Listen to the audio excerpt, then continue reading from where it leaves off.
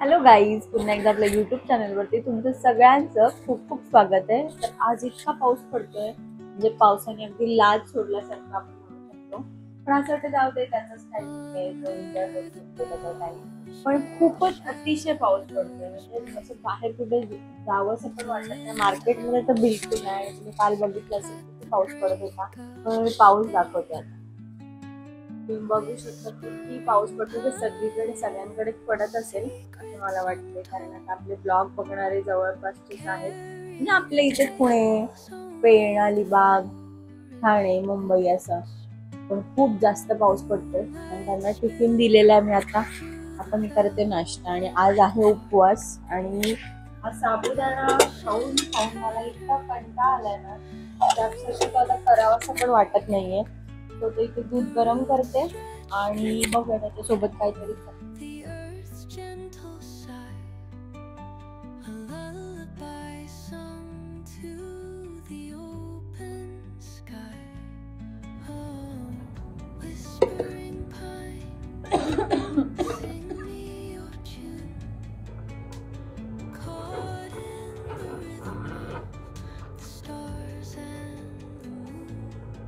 हा आहे माझा आजचा नाश्ता.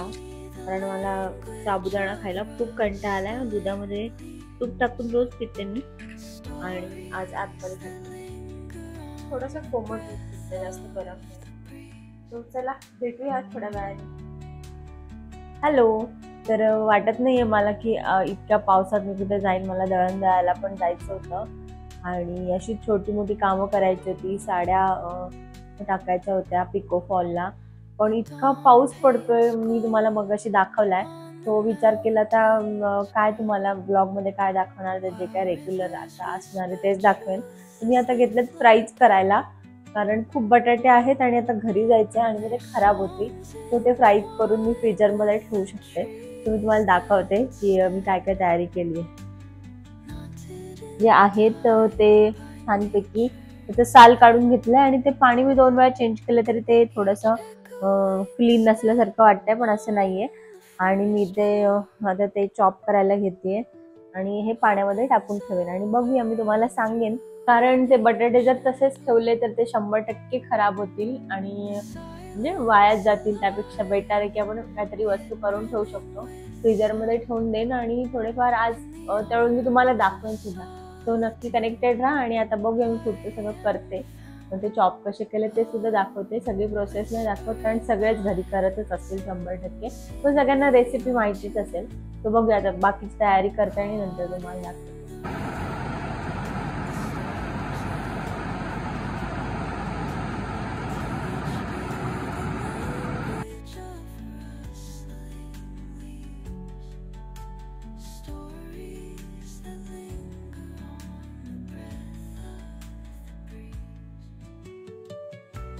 हॅलो, मला तुमच्यासोबत एक गोष्ट शेअर करायची. मला आत्ताच माझ्या आत्याचा फोन आलेला, म्हणजे माझ्या आजी आणि आत्याचा.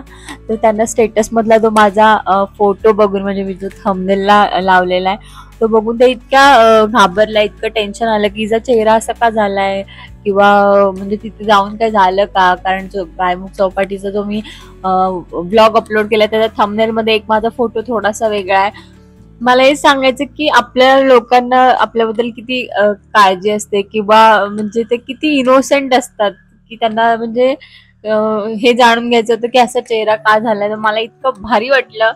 भले ते घाबरले असतील, किंवा म्हणजे त्यांना थोडीशी भीती वाटली आहे. माझ्या आजीनी पण मला फोन केला. बिचारी 80 to 85 इयर्स ओल्ड आहे, पण तिने मला फोन केला की काय झालं नाही ना. मला तुम्हाला हे सांगायचं की ह्या जगात अजून इनोसंट लोक आहेत, की त्यांना म्हणजे एक जग जे आपण जगतोय ते त्यांना नाही माहिती आहे, आणि त्यांना फक्त आपल्याबद्दल एक केअर असते म्हणून ते असं विचारतात. आणि आय एम सो लकी. मला म्हणजे खूप भरून आलं, खूप भारी वाटलं. सो म्हटलं तुमच्यासोबत शेअर करावं. एनिवेज, आपली फ्राईजची रेसिपी चालू आहे, मी तुम्हाला दाखवते. मी जे फ्राईज आहेत ते थोडेसे 5 ते 6 मिनिटासाठी बॉईल करून घेईन.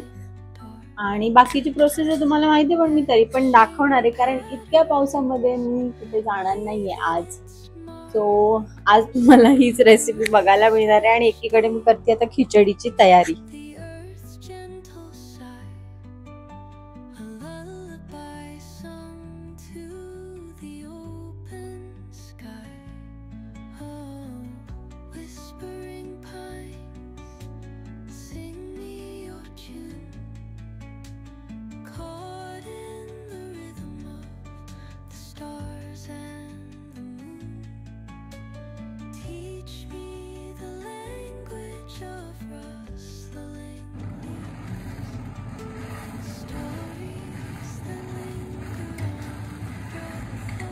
2 hours later. Fries hello. तर फ्राईज मी फ्रीझरमध्ये ठेवले नंतर, आणि त्यानंतर बाकीची सगळी कामं आवरली, आणि कामं आवरता आवरता कपडेसुद्धा खराब होतात, सो मी पुन्हा चेंज केलं. फ्राईज मी गरम पाण्यातून काढून थंड पाण्यात ठेवले, आणि त्यानंतर थोड्या वेळासाठी फ्रीझरमध्ये ठेवून दिले, आणि आता डायरेक्ट संध्याकाळी करायला घेते, कारण दुपारी सगळी कामं आवरून घेतली. कारण असं वाटतं पण खूप सारी थोडी थोडी छोटी छोटी कामं असतात, आणि दुपारी खावंसं पण वाटलं नाही कारण खिचडी खाल्ली होती. तर आता आपण हे छानपैकी फ्राय करून बघूयात थोडेसे की कसे झालेत, कारण फ्रीझरमध्ये ठेवले ना की ते व्यवस्थित फ्राय होतात. तर बघूया आता कशी त्यांची टेस्ट लागते, ते मी त्यांना विचारून तुम्हाला दाखवेन नक्कीच. तेल खूप जास्त गरम झालंय, त्याच्यामुळे मी आधी ते बंद करते. थोडंसं पाणी दिसतंयच पण फ्राईजमध्ये, म्हणजे हे तेलात उडेल, पण बघूया. टाकून बघते आणि बघू कसे होतात, तुम्हाला दाखवते झाल्यावरती. जेवण अजून करायचं बाकी आहे, कारण 6 सव्वा 6 झालेत. 7पर्यंत जेवण रेडी होईल. जेवणामध्ये मी करेन आज वरण भात आणि भेंडीची थोडी वेगळी भाजी करेन आणि चपाती, कारण बाकीचं काय म्हणजे खूप जास्त जेवण केलं की ते खातं थोडंसं, त्याच्यामुळे थोडंसं जेवण करणार आहे. आणि आता फ्राईज तळायला ठेवलेत, बघूया कसे होतात.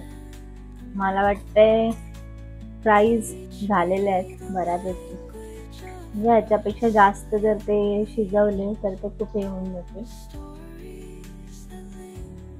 बघूया, खाऊन दाखवते तुम्हाला कसे झालेत. तर असे काहीसे हे फ्राईज झालेले आहेत. त्यांना यायला थोडासा वेळ, तोपर्यंत मी थोडेसे खाऊन बघते आणि सांगते तुम्हाला. बघूया आता हे कसे झालेत, कारण बाहेर तर आपण आवडीने खातोच, घरी ट्राय करतोच आपण सगळे, पण मी पण आधी केले होते, पण खूप महिने, मला वाटते खूप वर्ष केलेच नाही.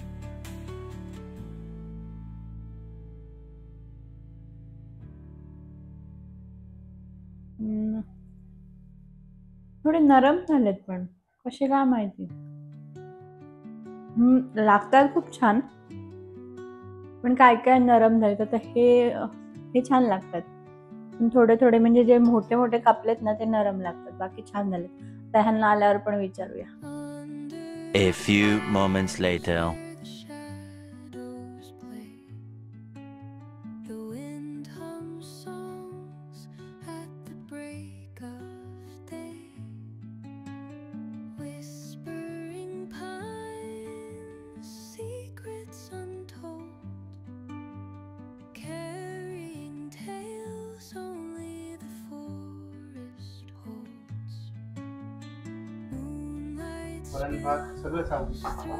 आज भेंडी वेगळ्या पद्धतीने केली आहे बघा, खाऊन तुम्हाला आवडते का? ते फुलके केले मी खूप दिवसानंतर, त्यानंतर केली आहे भेंडीची भाजी, वेगळ्या पद्धतीची केली आहे. तिखट डाळ केली, कारण वरण खाऊन खाऊन खूप कंटाळा आला. रसमलाई आहे, त्यानंतर कुरडई, पापड आणि पोह्याचा पापड, असं छान जेवण आहे. आणि आता आम्ही जेवण घेतो. तर सगळी कामं माझी झालेली आहेत. थोडासा वेळ लागतो मला हे सगळं आवरायला, पण मग रिलॅक्समध्ये झोपता येतं. सो सगळी कामं झालेली आहेत, त्याच्यामुळे आता रिलॅक्समध्ये झोपता येईल. आणि आपण आजचा ब्लॉग इथेच एंड करूया. तुम्हाला आजचा ब्लॉग आवडला असेल तर व्हिडिओला लाईक आणि शेअर करा, आणि नवीन असेल तर आपल्या चॅनल नक्की सबस्क्राईब करा, आणि आपले डेली ब्लॉग बघायला विसरू नका. पुन्हा भेटूया, तोपर्यंत बाय.